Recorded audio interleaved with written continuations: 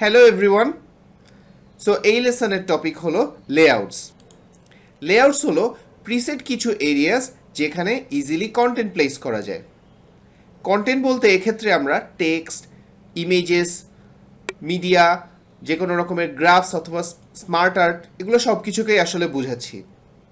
একটা ভালো power point file তৈরি করার অথবা একটা সুন্দর স্লাইড ডিজাইন করার স্টার্টিং পয়েন্ট হতে পারে এই লেআউট। এখানে আমরা পাওয়ার পয়েন্টের প্রিসেট লেআউটসগুলোতে কন্টেন্ট প্লেস করে দেন আস্তে আস্তে ওটাকে আরও কাস্টমাইজ করতে পারি, আরও নিজের মনের মতো সাজিয়ে নিতে পারি। সো লেটস সি কীভাবে পাওয়ার পয়েন্টে লেআউটস ইউটিলাইজ করা যেতে পারে। পাওয়ার পয়েন্টে লেআউটস অ্যাক্সেস করার ইজিয়েস্ট ওয়ে হচ্ছে রিবন মেনুর হোম ট্যাব থেকে। হোম ট্যাবের এই সেকশনে আমরা দেখতে পাচ্ছি এখানে নিউ স্লাইড নামে একটা বাটন আছে, যেটা প্রেস করলে একটা নতুন স্লাইড ক্রিয়েট হয়ে যাচ্ছে। তবে নিউ স্লাইডের নিচে এই ড্রপডাউন বাটনটাতে ক্লিক করলে আমার থিমে থাকা সবগুলো লেআউট আমি এখান থেকে সিলেক্ট করতে পারবো। এখান থেকে পছন্দ মতো যে কোনো একটা লেআউটে ক্লিক করলেই সেই লেআউটে নতুন একটা স্লাইড ওপেন হয়ে যাবে। ফর এক্সাম্পল, এখান থেকে আমি টাইটেল স্লাইডটা সিলেক্ট করলাম। সো টাইটেল স্লাইড আসার সাথে সাথেই আমি দেখতে পাচ্ছি এখানে আমার টেক্সট লেখার কিছু প্রিসেট এরিয়া আছে। এগুলাই লেআউটের স্টার্টিং পয়েন্ট।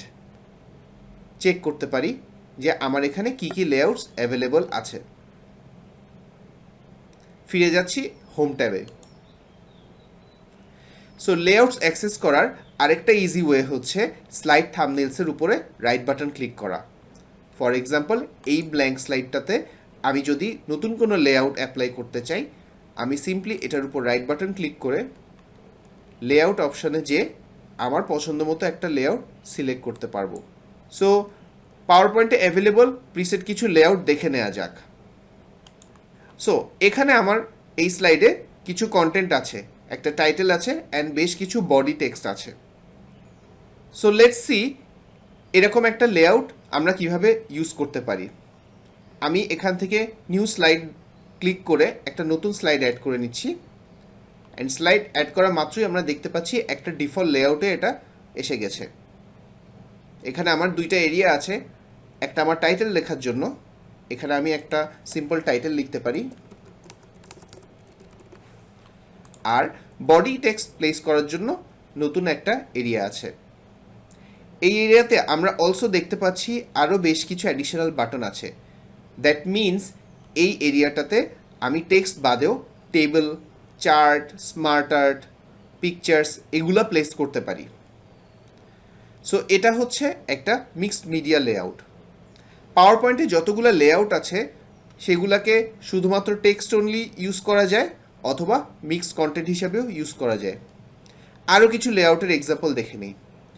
এই স্লাইডের ঠিক পরেই যে স্লাইডটা আছে এটা হলো একটা সেকশন হেডার।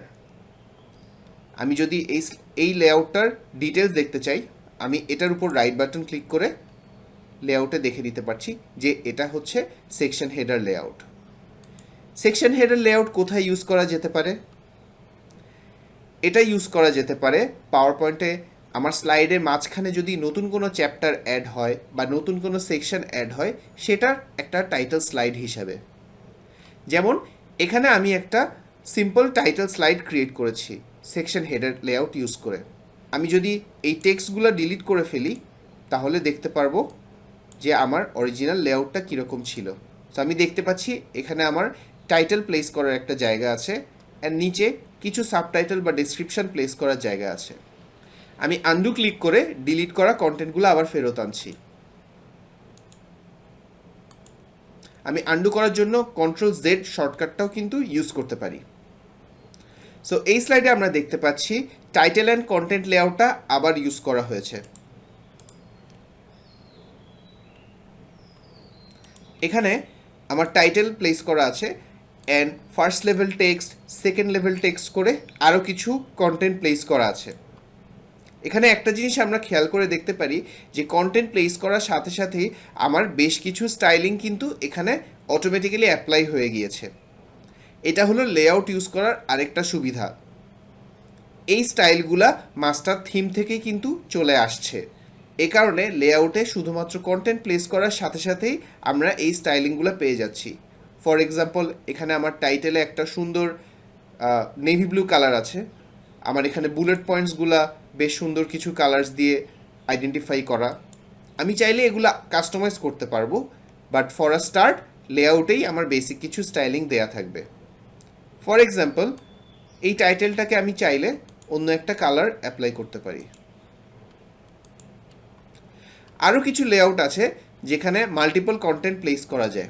ফর এক্সাম্পল, এই সেম স্লাইডটাকে আমরা এখানে 2টা বডি টেক্সট কন্টেন্ট হিসেবে প্লেস করেছি, আর এজন্য আমরা পাওয়ার পয়েন্টের 2 কন্টেন্ট লেআউটটাকে ইউজ করেছি। সামনের স্লাইডে যাওয়া যাক।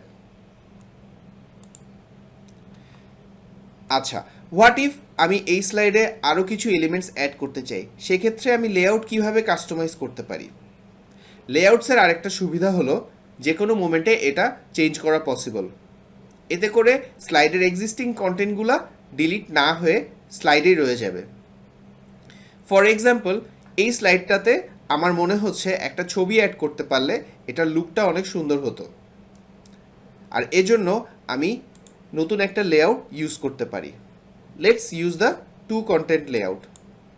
আমি দেখতে পাচ্ছি আমার টেক্সটটা অটোমেটিক্যালি একটা টেক্সট বক্সে সরে আসলো অ্যান্ড নতুন একটা কন্টেন্ট প্লেস করার জায়গা তৈরি হয়ে গেল।